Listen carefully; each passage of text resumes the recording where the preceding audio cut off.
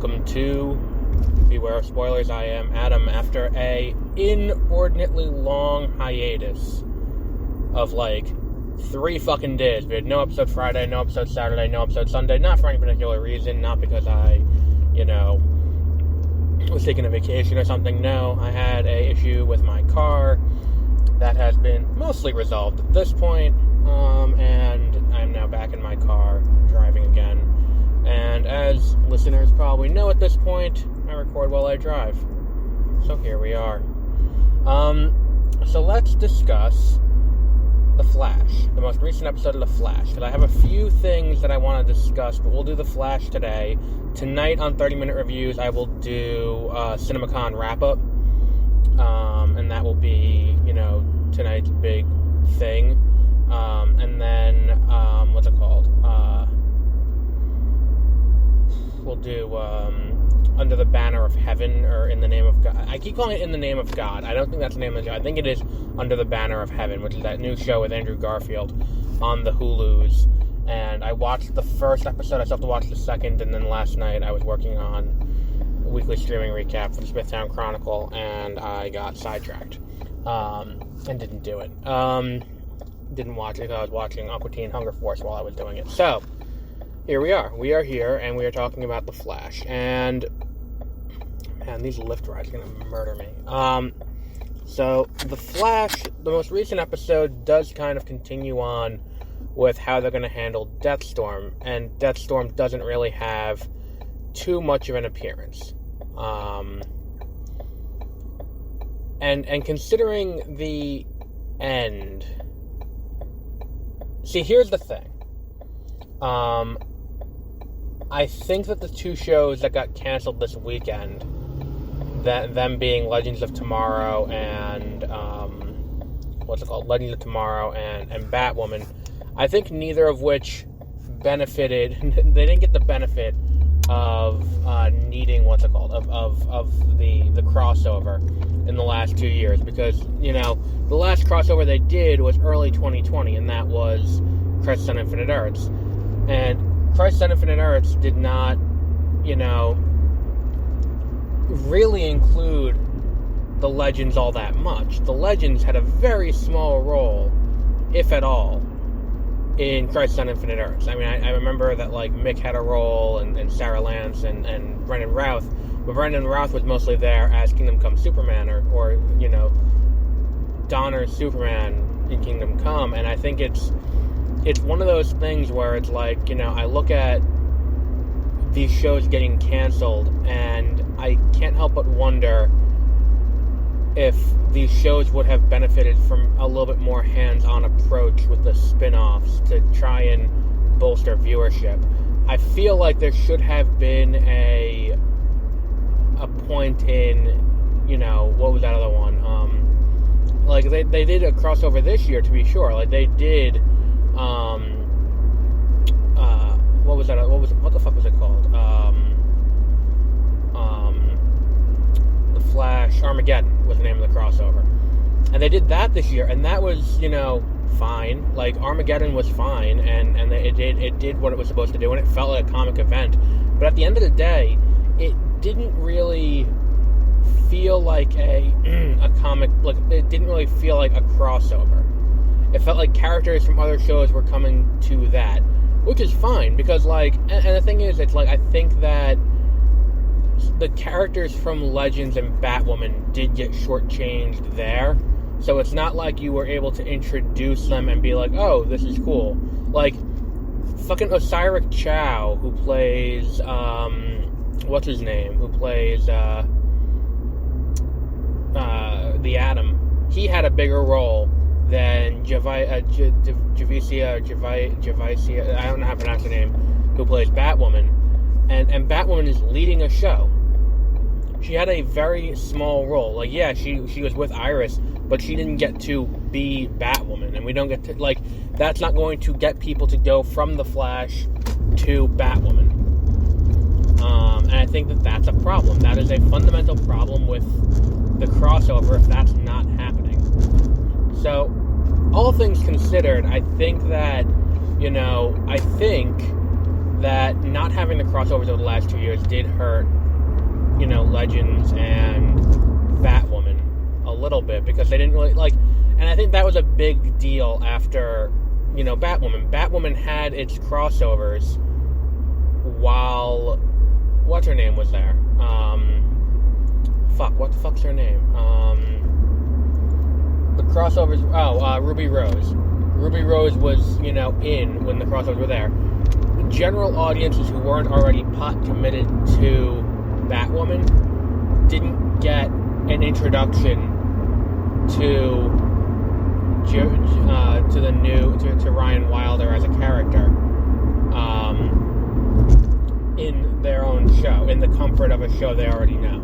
Which is, I think, one of the things that a crossover does well, is it's like, look, I like this.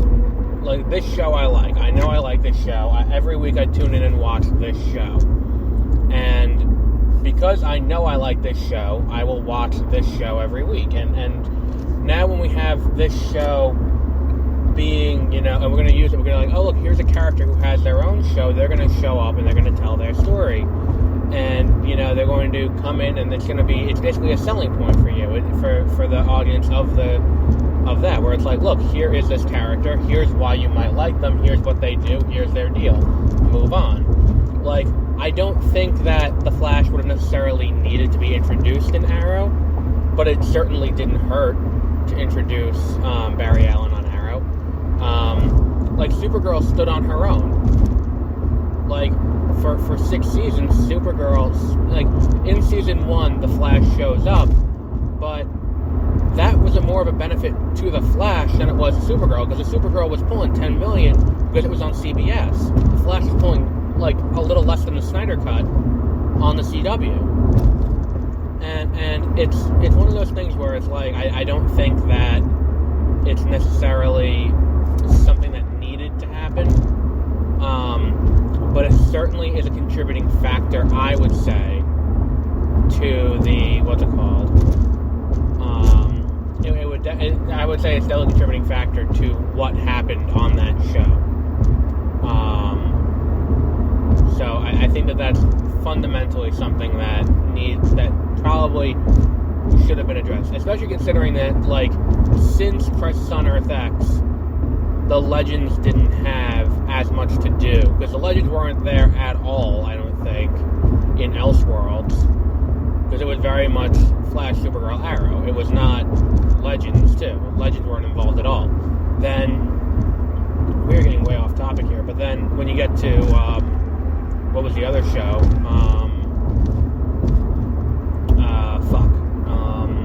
Batwoman, yeah, it spun out of Elseworlds, but it didn't appear, she appeared in Crisis, but that was Ruby Rose. And again, you have that Gotham thing where it's we're going to introduce the villains and things like that. And it's oh, that's cool, and I appreciate that you're doing that. It's a really cool idea. But you waited 3 seasons to do it.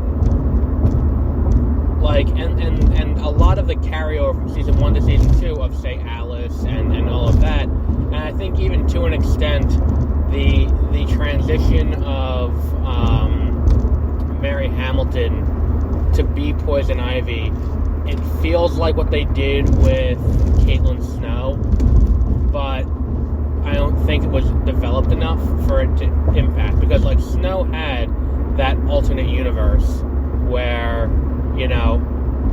here is, what's going on in Earth 2, and we see that she becomes Killer Frost, and, she has that fear, and she knows what's coming. I don't think you really had that as much, or as well laid out for multiple years, going into Batwoman, season 3, when they made her Poison Ivy. None of that has to do with the Flash, though, but it's I think that with this world being what it is, and where the Flash is going, I think that we're seeing the end of the Arrowverse at this point. And I think that we're going to see the end of, what's it called? I think that Blackest Night is where we're going. We're seeing a lot of characters who are dead being resurrected, be it, Deathstorm coming back. And it's like, look, we know Deathstorm existed because Deathstorm was in Earth 2 alongside Caitlin Snow as, Killer Frost. And then there was also, now we have Rick Cosnett coming back in the main timeline as, as, he's reprising as, Eddie Thawne. And I think that we're getting to a point where, look, I'm all for Eobard Thawne being the bad guy every season. I love Tom Cavanaugh playing the character. He does it very well. It's very entertaining, and it's always a joy to watch because he just plays that evil so well. That said, I think that there is a limit to what I'm willing to sit through. And I think that limit is I don't want to see, after having Thawne be the bad guy in Armageddon, and where Thawne was at the end of Season 7, and Thawne being the bad guy in Season 5, and I want to see a little more development, and I hope it's not Thawne again. I much as I hate to say that.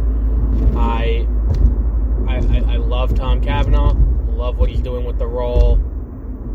Don't think it's a great idea to have him be, doing this for again, where it's like, oh, it's Thawne again. It's like we don't really need to have that bridge recrossed. I don't think it's kind of not silly, I would say, but definitely not as entertaining as it could be. But look, I'm all for seeing Rick Cosnett back. He was great in He was always great as Eddie, and he was a great I feel like that's what a lot of this is. And again, I'm saying this again, where season 8 is going to be, or season 9 is going to be a truncated send-off season, and that's fine. A send-off season is fine for this show and what this show is doing. But I think that looking at what's going on and all of that, I think that with this farewell tour that's going on, I don't think you necessarily need to have that 9th season. And in fairness, I felt the same way about Arrow. If you watch season 7 of Arrow, that ending feels like a fitting ending. Oliver's death is kind of perfect for his character, and I think that him sacrificing himself works well within the confines of the show, and it makes the show, it gives him an arc that fits, and it's the perfect ending to the billionaire playboy who has to learn to be selfless, and considering where that character went over the course of that show, it does end well. And I think that specifically Crisis and specifically his finale, but everything leading up to it, that should have been what the Fury of Firestorm was to the comic Crisis on Infinite Earths back in the day. I think that would have been a much better use of the show, where it's, it is Oliver going around and collecting up heroes to combat the Anti-Monitor. That would have been the best way to handle it. But that's not what they did. And I feel like there's that's a little bit of an issue with the show. That said, I think his death saving lives is perfect, and then coming back as the Spectre, and then as the Spectre doing, recreating the universe, and then, and then dying there. The fact that the finale is dealing with the the impact of the death of Oliver Queen is perfect for that show, but I don't think the majority of season 9 is necessarily, or season 8 is necessarily needed. Like, especially considering that, like, they do a bunch of stuff, and then it all gets, it all gets kind of retconned. Like, at one point, Roy loses an arm on Lian Yu, and it's just kind of ignored. And then he kind of fucks off at one point to, not Kamartage, or whatever the fuck the name of the place where the League of Assassins is. And it's just kind of a little bit silly to me. At times, what they did with that last season. I mean, sends off the run, but whatever. And I think we're going to have a similar situation with The Flash, unless the final season of The Flash is just the end of the Arrowverse and the crossover that ends it completely. Be it, Darkest Night, which is what a lot of people are speculating, or Blackest Night, which is what a lot of people are speculating based on, Allegra name dropping it at one point, and then on top of it, you also have the resurrection of these characters. Like, that could be very much possible as a thing where we're getting, or it could just be that's how Flash is ending this season. And I think that'd be a great way to do it, where it's like all of these characters who were heroes in their time are now coming back, and they are, they're villains now. And it's like, we'll get, I think that at this point, if, after Ronnie came back and Ronnie was Deathstorm, I feel like if they do the same thing with Eddie, you're going to have a similar, it's not going to impact as much, where it's like, oh, so, again, a character who was dead comes back to life, and now they're a bad guy, and it's Cobalt Blue. Like, I feel like that's going to be an issue that's not going to be rectified well enough. Although I do like the idea of Barry having to deal with these people who were once his friends. And I think the thing is, too, I feel like maybe part of why they did season 9 is, we don't get a proper Rogues send-off. Like, they can go in and do a Rogues, episode or two. And I feel like that'd be a cool thing to do. So we'll wrap up there for today. The Flash is airing on the CW. I think there's a new episode again this week on Thursday. Wednesday. It airs Wednesday. It goes on CWC Thursday. And then I watch it Thursday night. And then I do a review Friday. So we have that. I will probably tonight watch the next episode of... what was that show called? Under the Banner of Heaven, and we will do a review of the first episodes tomorrow. And then on top of that, we will also have Multiverse of Madness, which, holy fuck. If you are on social media, and I am not, mute spoilers, mute tags related to Multiverse of Madness. Spoilers are getting out there. There's something big in this movie that's going to make audiences react, I think, similar to if you watch, if you remember No Way Home in the theater. So I'm looking forward to that. I'm seeing that on Thursday, I believe. So until then, have a great rest of your week.